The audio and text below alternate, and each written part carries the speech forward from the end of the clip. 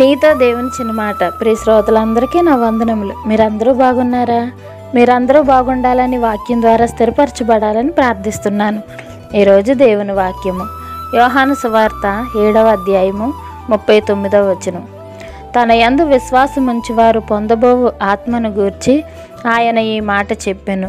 యేసు ఇంకను మహిమపరచబడలేదు గనుక ఆత్మ ఇంకను అనుగ్రహింపబడి ఉండలేదు. ప్రియా దేవుని బిడ్డలారా, యేసు ఇంకను మహిమపరచబడలేదు. ఈ మహిమ క్రీస్తు శిలువ మీద మరణించడానికి, ఆయన పునరుత్థానానికి సంబంధించినది. పాప పరిహారం జరిగే వరకు పరిశుద్ధాత్మ పరిపూర్ణంగా లభించదు. విశ్వాసిని పునరుజ్జీవింపజేయడం, ఆత్మలో బాప్తిస్మం ఇవ్వడం, ఇవి పరిశుద్ధాత్మని చర్యలుగా పేర్కొనడం జరిగింది. ఇట్లు మీ సహోదరి భాగ్యం. మరణాత షలోం. మా ఛానల్ని లైక్ చేయండి, షేర్ చేయండి, సబ్స్క్రైబ్ చేయండి, కామెంట్ చేయండి. పక్కనే ఉన్న బెల్ ఐకాన్ క్లిక్ చేయండి. Thanks for watching.